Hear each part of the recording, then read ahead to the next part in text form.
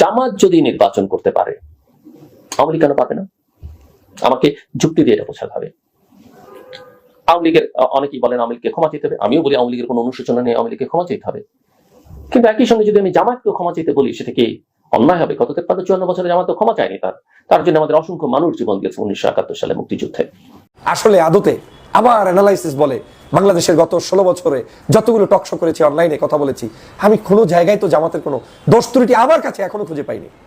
নাই যে মানুষগুলোকে হত্যা করেছে যে অভিযোগের ভিত্তিতে, সেই অভিযোগগুলো সম্পূর্ণ মিথ্যা, বানোয়াট। কত বড় ধৃষ্টতা! দেলোয়ার হোসেন সাঈদীর মতো মানুষকে বলে 2.5 লক্ষ মানুষকে ধর্ষণ করেছে। এই যে বেকসুর খালাস পেলেন এটিএম আজহারুল ইসলাম, তাকে তো যুদ্ধাপরাধী বানিয়ে ফাঁসির কাস্টে নেওয়ার কথা ছিল, কই তিনি তো খালাস পেয়েছেন।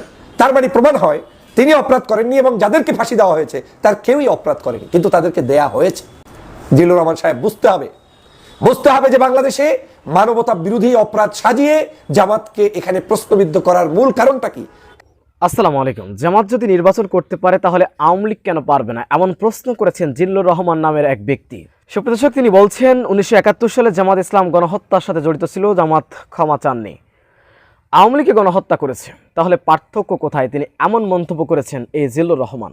আপনারা জানেন জামাত ইসলামের শীর্ষ 5 জন নেতাকে হত্যা করেছে ফাঁসি দিয়ে আওয়ামী লীগ, যাদের সাক্ষীগুলো তারা মিথ্যাভাবে টাকা দিয়ে ভয় দিয়ে এনেছিল।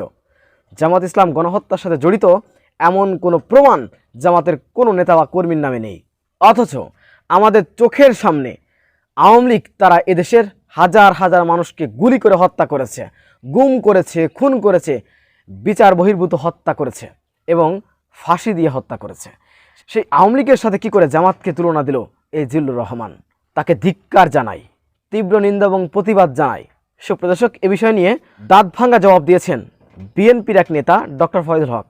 ডক্টর ফয়জুল হক এই জিল্লুর রহমানকে দাঁত ভাঙ্গা জবাব দিয়েছেন। চলুন আমরা বিস্তারিত ডক্টর ফয়জুল হকের মুখ থেকে জেনে আসি। জামায়াত যদি নির্বাচনে অংশগ্রহণ করতে পারে তাহলে আওয়ামী লীগ কেন নির্বাচনে অংশগ্রহণ করতে পারবে না, এই বলে মন্তব্য করেছেন তৃতীয় মাত্রার জনাব জিল্লুর রহমান সাহেব। জামাত ইসলামের সাথে আওয়ামী লীগের সাথে কি কোনো তুলনা হয়? আর সারা বাংলাদেশের যে কোনো সংগঠনের সাথে আওয়ামী লীগের সাথে কোনো তুলনা করার কোনো সুযোগ কি আছে? গত 53 বছরে বাংলাদেশের স্বাধীনতার পর থেকে আজ পর্যন্ত বাংলাদেশের সবচাইতে নিকৃষ্ট কোনো দল যদি থেকে থাকে, আপনাদের ধারাভাষ্য অনুযায়ী কিংবা বক্তব্য অনুযায়ী, কোনো সংগঠনের সাথে কি আওয়ামী লীগের সাথে তুলনা করার মতো কোনো সুযোগ তারা রেখেছে? বাংলাদেশে বিভিন্ন অর্গানাইজেশনের বিভিন্ন ধরনের দোষ ত্রুটি জাতির কাছে উপস্থাপিত হতে পারে, থাকতে পারে, আলোচনা হতে পারে, সমালোচনা হতে পারে, ডিবেট হতে পারে, কিন্তু আওয়ামী লীগ যা করে গিয়েছে এটা এখন আর ডিবেটের পর্যায়ে নেই। এই আওয়ামী লীগ করে গিয়েছে চোখের সামনে মানুষদেরকে, একদম প্রধানমন্ত্রী থেকে শুরু করে ওই দলের সর্বনিম্নের যে কর্মী রয়েছেন সে পর্যন্ত এই ধরনের সন্ত্রাসী কর্মকাণ্ডের মধ্যে লিপ্ত হয়ে গিয়েছিলেন এবং তারা দিবালোকের মতো স্পষ্টভাবে জাতির সামনে, চোখের সামনে মানুষগুলোকে হত্যার জন্য নির্দেশ দিয়েছেন, খুন করেছেন, মেরেছেন এবং 16 বছরের ইতিহাসটা ছিল তাদের কি সেটা জাতি আজকে জানে। বাংলাদেশের প্রত্যেকটি প্রান্তে মানুষের কান্না ভেসে উঠত এই আওয়ামী লীগের অত্যাচারের, জুলুম, নির্যাতনে। খুন, গুম, হত্যা, মানুষের উপরে জুলুম, নির্যাতন, বিনা ভোটের নির্বাচন, অর্থনীতিতে লোপাট করা, ক্রস ফায়ার দেওয়া, আয়নাঘর তৈরি করা, প্রত্যেকটি রাজনৈতিক দলগুলোর উপর থেকে যে কি বিভৎস চরিত্র উপস্থাপিত হয়েছে সেটা জাতিকে আর বলার ভাষা নেই। সেই আওয়ামী লীগের সাথে আপনি তুলনা করছেন জামাত ইসলামের সাথে। প্রথমেই বলতে চাই, জামাত ইসলাম 1971 সালে কি করেছে? যুদ্ধাপরাধী বিচার করতে গিয়ে আওয়ামী লীগ বাধ্য হলো মানবতা বিরোধী অপরাধ সাজাতে। মানবতা বিরোধী অপরাধ সাজাতে গিয়ে 2013 সালের যাদেরকে মানবতা বিরোধী অপরাধের দায়ে ফাঁসি দেওয়ার চেষ্টা করলেন, জেলের মধ্যে মারলেন, প্রত্যেকে বাংলাদেশের মানদণ্ডে আদর্শবান সবচেয়ে ভালো মানুষগুলোকে হত্যা করার মধ্য দিয়ে আপনি নাটক সাজালেন। সেই নাটককে আপনি তুলনা করতে গিয়ে বলবেন যে জামাত ইসলাম যদি নির্বাচনে অংশ নিতে পারে তাহলে আওয়ামী লীগও নিতে পারবে না কেন? এটা কোনো কথা রে ভাই? এই কথাগুলোর উদ্দেশ্যটা হচ্ছে কি জানেন? এই কথাগুলোর উদ্দেশ্যটা হচ্ছে ইনিয়ে বিনিয়ে কিনিয়ে এই আওয়ামী লীগকে আবার বাংলাদেশের মানুষের কাছে উপস্থাপিত করা। ছেড়ে দিল একটি কথা, এই একটা শব্দ, এটা অনেক বড় শক্তিশালী। এই শব্দগুলোর মাধ্যমে মানুষের মাইন্ডসেট তৈরি করার জন্য একটা পরিকল্পনার অংশ হিসেবেই নামানো হয়েছে, যাতে এই শব্দগুলো আপনি শুনতে শুনতে আওয়ামী লীগ যে খুনি, আওয়ামী লীগ যে খারাপ, আওয়ামী লীগ যে চরম ঘৃণিত একটি সংগঠন, সেটা আপনার মাথা থেকে যেন চলে যায়, ঝেড়ে যায়। সে কারণেই পরিকল্পিতভাবে এই কথাগুলো বলেছে। কারণ আওয়ামী লীগের এই অপরাধগুলোকে হালকা করতে হলে এই বাংলাদেশে একটা দলের নামই সব সময় সব জায়গায় ব্যবহার করা সহজ, সেটা হচ্ছে জামাত। এই জামাত এমন একটা নাম, এ নাম বিক্রি করে 16 বছর শেখ হাসিনা খেয়েছে। এ নাম বিক্রি করে এখন আবার নতুন নতুন অনেক মানুষ তাদের বিরুদ্ধাচারণ করতে গিয়ে তাদেরকে সেই শেখ হাসিনার ভাষাই যুদ্ধাপরাধী বানানোর চেষ্টা করছে। এ নাম বিক্রি করে আবার এখন নতুন করে আওয়ামী লীগকে পুনর্বাসন করতে চায়। আসলে আদতে আবার অ্যানালাইসিস বলে, বাংলাদেশের গত 16 বছরে যতগুলো টকশো করেছি, অনলাইনে কথা বলেছি, আমি কোনো জায়গায় তো জামাতের কোনো দোষ ত্রুটি আমার কাছে এখনো খুঁজে পাইনি।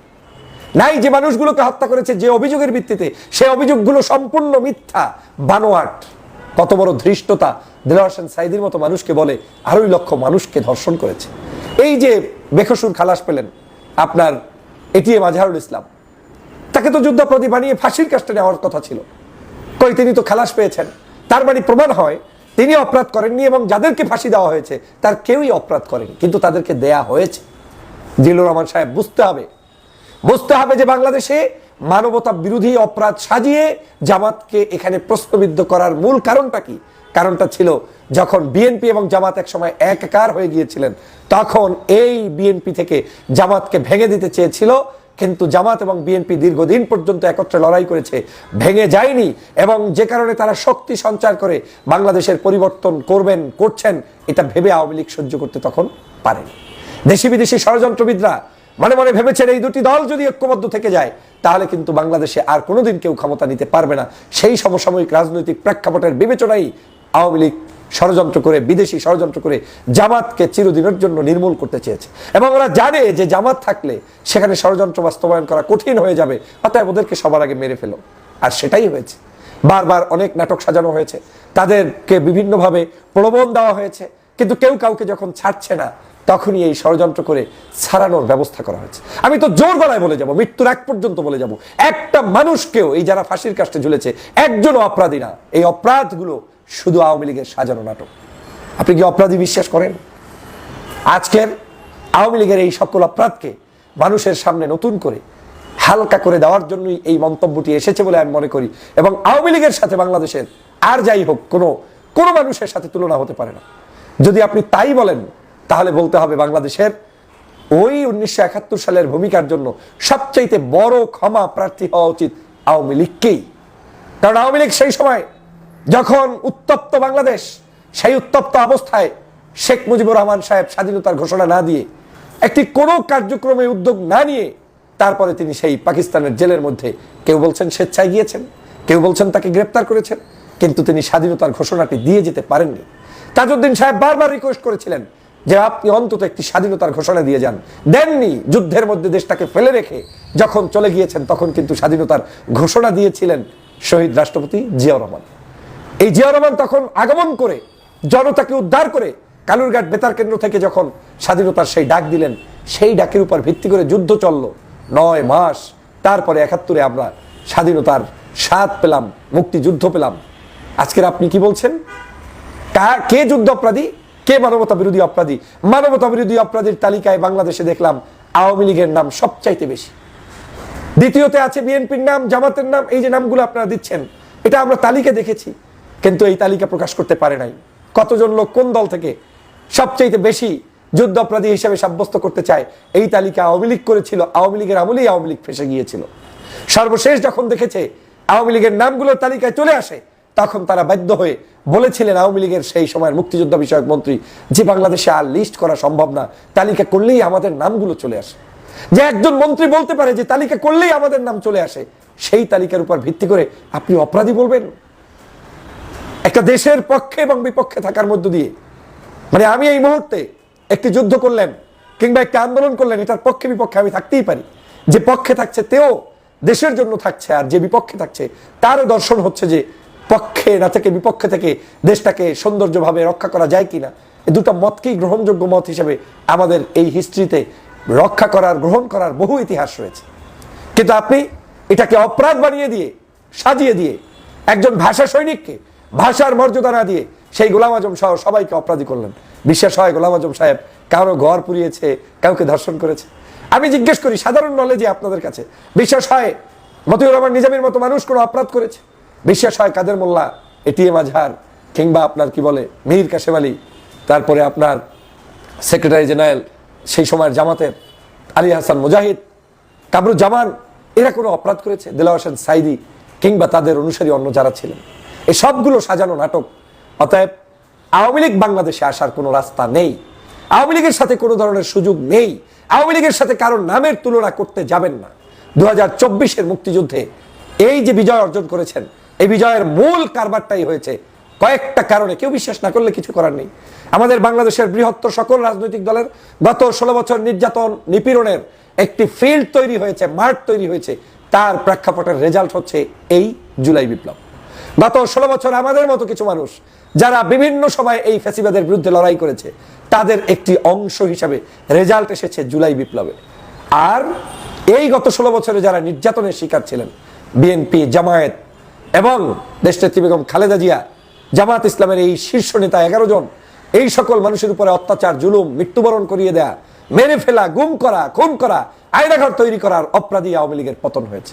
আর যখন তিনি রাজাকার শব্দ উচ্চারণ করে গালিগালাজ করতেছিলেন, রাজাকারের বাচ্চা বলে, ওই শব্দটা বাংলাদেশের জনগণ নিতে পারেনি, সে কারণে পদত্যাগ করতে হয়েছে এবং পালিয়ে যেতে বাধ্য হতে হয়েছে।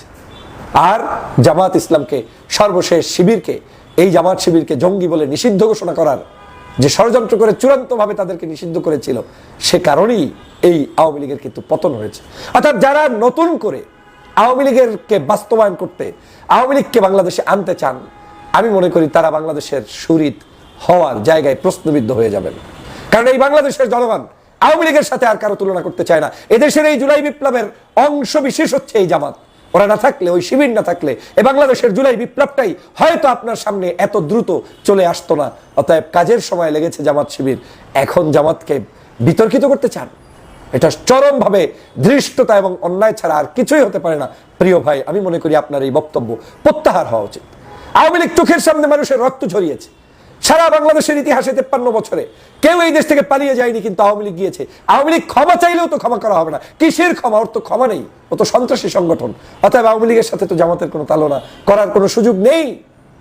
আওয়ামী লীগের অপরাধের সাথে আপনি জামাতের অপরাধ মিলিয়ে আওয়ামী লীগকে নতুন করে বাংলাদেশের রাজনীতির একটি পথ তৈরি করে দিতে চান, এটার সাথে এই বক্তব্যের কোনো জাতি গ্রহণ করে না। এটা বুঝতে হবে। বাংলাদেশের এই ইতিহাসটা আমাদেরকে জানতে হবে। প্রিয় সহযোদ্ধা ভাইরা, আজ এই বাংলাদেশে গভীর ষড়যন্ত্র এখনো চলমান। আমি মনে করি এই আওয়ামী লীগ ফেরত আসলে বাংলাদেশের সবচাইতে যারা ক্ষতিগ্রস্ত হবে, তার মধ্যে বর্তমান প্রেক্ষাপটে বড় ক্ষতিগ্রস্ত হবে বিএনপি। কেউ মানেন কিংবা না মানেন, কারণ বাংলাদেশের মানুষ বিএনপি এবং আওয়ামী লীগকে বিভিন্ন কারণে এক করতে চায়, যদিও আমি এটা বিশ্বাস করি না। বিএনপির চরিত্রের সাথে আওয়ামী লীগের চরিত্র যায় না, কিন্তু তারপরেও দুটি বড় দল ছিল। অনেকের ধারণা যে বাংলাদেশের হয়তো এই বিএনপির এবং আওয়ামী লীগ প্রায় কাছাকাছি সংগঠন বিশ্বাসের দিক থেকে। এই বক্তব্যগুলো যারা দিয়ে এই নর্মালাইজ করতে চায় আওয়ামী লীগকে, আমি মনে করি তাতে বিএনপিরই ক্ষতি হবে। কারণ ভারত বিরোধী এবং দেশের স্বাধীনতার পক্ষে যারা যারা এই মুহূর্তে আওয়ামী লীগের বিরোধী রয়েছে, তারা কেউ কোনো অবস্থায় আওয়ামী লীগের পুনর্বাসন চায় না। অতএব কেউ যদি আওয়ামী লীগের পুনর্বাসনে সহযোগিতা করে, তার একটা বড় ধাক্কা বিএনপির মতো সংগঠনকে ভোগ করতে হবে। বাকিরা কিন্তু ওই, যেহেতু আওয়ামী লীগের চূড়ান্ত বিরোধী সংগঠন, তারা কিন্তু বিরোধিতার কারণেই জনগণের ভালোবাসায় আকৃষ্ট হয়ে বাংলাদেশের জনগণের ভালোবাসার সংগঠনে রূপান্তরিত হবে। আমার কাছে মনে হচ্ছে এই ধরনের কাজ করে বাংলাদেশে এখন নতুন করে বিএনপির বিরুদ্ধে, জামাতের বিরুদ্ধে বা অন্য কোনো সংগঠনকে ক্ষতিগ্রস্ত করার কোনো যৌক্তিকতা নেই। আসুন আমরা সবাই মিলে ঐক্যবদ্ধভাবে আওয়ামী লীগের এই ষড়যন্ত্রের পথ রুখে দেই এবং আওয়ামী লীগের বিরুদ্ধে আমাদের যে অবস্থান যুগে যুগে ছিল, সেই অবস্থানকে সুদৃঢ় করি এবং ফ্যাসিবাদী শেখ হাসিনার সকল বাংলাদেশে প্রতিষ্ঠিত হওয়ার যে স্বপ্ন এবং তিনি যাদের মাধ্যমে প্রতিষ্ঠিত হতে চান, তাদের যে নতুন এজেন্ডা, সেখান থেকে আমাদের সাবধান হতে হবে। আল্লাহ পাক আমাদের সেই তৌফিক দিন। আমিন। আসসালামু আলাইকুম ওয়া রাহমাতুল্লাহি। সুপ্রিয় দর্শক, ডক্টর ফয়জুল হকের এই বক্তব্যটি আপনারা কিভাবে দেখছেন? অবশ্যই আপনাদের মূল্যবান মন্তব্য কমেন্ট বক্সে জানাবেন। সবসময় সত্য নির্ভেজাল তথ্য পেতে স্বাধীন বাংলা টিভি ইউটিউব চ্যানেলটি সাবস্ক্রাইব করে আমাদের সাথে থাকুন। আসসালামু আলাইকুম ওয়া রাহমাতুল্লাহি ওয়া বারাকাতুহু।